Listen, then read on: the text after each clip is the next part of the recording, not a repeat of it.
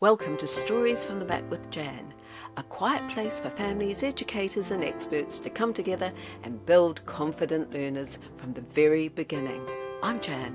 Let's begin. Have you ever found yourself wondering whether a child is ready? Ready for school? Ready for learning? Ready for the next step? It's a question that appears in quiet conversations at the school gates, and sometimes at the end of a long day when we are left alone with our thoughts. And underneath that question sits another. Am I doing enough? Today, we're going to explore why readiness isn't always as we think. Why children develop in different ways and different rates, and why comparison can sometimes make us worry more than we really need to. Welcome to Stories from the Mat with Jan. I'm Jan Falconer, a children's author, mum, aunt, and grandmother. Through my books, ideas, and practical tools, I help families raise confident learners. The question, is my child ready, comes up more often than we actually realize.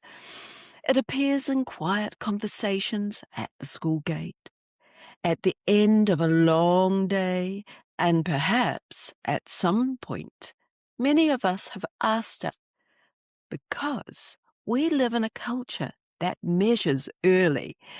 And when we measure early, we tend to worry early. Is my child keeping up? Are they where they should be? Are we doing enough? I say this quietly. I'm not speaking as someone who got it right all the time. I certainly didn't. I'm speaking as someone who is human and who has asked those questions too. Over time, I've come to see things a little differently. This idea of readiness has stayed with me for a long time.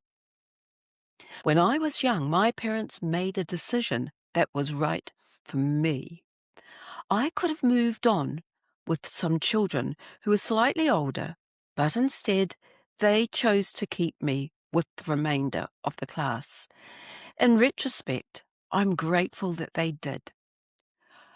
What's interesting is that neither of my parents had the educational opportunities many people enjoy today.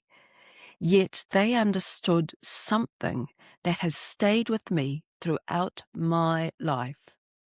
There were 8 of us in our blended family, and when you have 8 children, you learn very quickly that they are not all the same. Each child has a different personality, different strengths, different interests, different needs. What worked for one child didn't necessarily work for the other.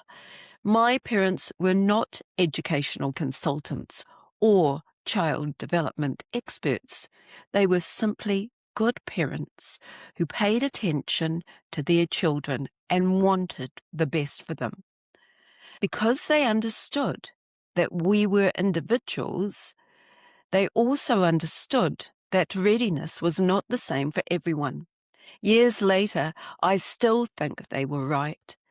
Sometimes the people who know a child best can see things that are not immediately visible in a report, a test score, or a milestone chart.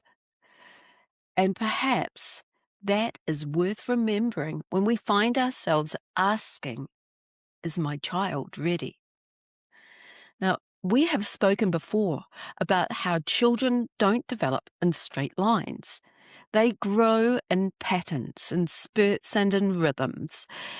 What we see on the surface is often shaped by something deeper. I often return to the work of Urie Bronfenbrenner. He helped us understand that development comes in context. A child isn't separate from their environment. They are shaped by their relationships, their experiences, and the world around them. which means that before we rush to label something, it can be helpful just to pause and ask, what's happening around this child? What are they responding to? Because behavior doesn't appear on its own, it sits within a system. And when we understand the system, we often understand the child more carefully. Psychologist Carol Dweck added another important insight. She showed that when children begin to believe their abilities are fixed, they stop attempting.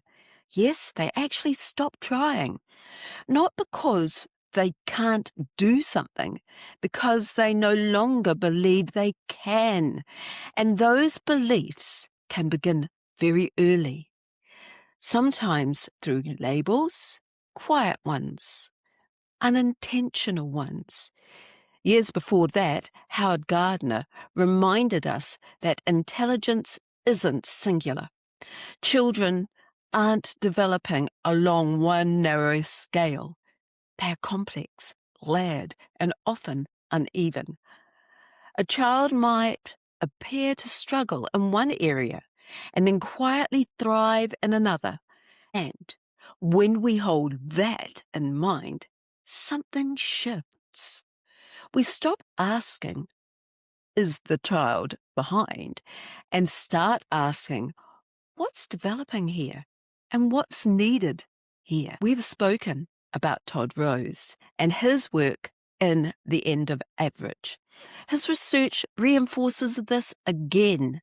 The average child doesn't really exist. And when we measure children against an average that doesn't exist, we can miss the individual standing right in front of us. So, before we leap to conclusions, even for the very best reasons, it's worth asking, is this a fixed problem? Or is this a development in rhythm? Sometimes a child can be definitely struggling. A parent may search and may be searching and reading for answers, researching and trying to understand what's happening here. And that comes from care, from a deep desire to get it right. And it can also leave a parent feeling stuck. Because when we're trying to find the answer, the child is still there, learning, responding, trying to make sense of their world. Sometimes a diagnosis brings relief, a sense of understanding, and a way forward. Sometimes it doesn't, because often it is in the waiting that feels the hardest, the wondering, the uncertainty. But while we are waiting, time is moving.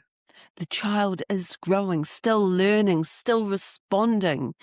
Those moments don't wait for certainty. So perhaps we don't need to have everything decided before we begin. We can begin by noticing what engages this child, what helps them stay with something, what captures their attention, even briefly. Because those observations are often the first steps towards understanding. And when we begin there, we're no longer rushing to conclusions. We are responding to the child that is right in front of us. Some children need support. Early support matters. But so does patience. Because not every wobble is a disorder. Not every delay is a destiny. Children are very good at repeating the stories that they hear about themselves, and so are adults. So we must be careful what becomes their story. Readiness isn't about being ahead. It's about feeling safe enough to try. Because when a child feels safe, seen, and supported, they are far more likely to keep going. and perhaps we are still learning how best to create those conditions. So if this has been meaningful to you, there are simple ways to support readiness in everyday moments. I'll share more as we go along. This is Stories from the Mat, a quiet place to think, notice, and begin. Thanks for joining me today. Until next time. So thank you for joining me. Until the next time, take care.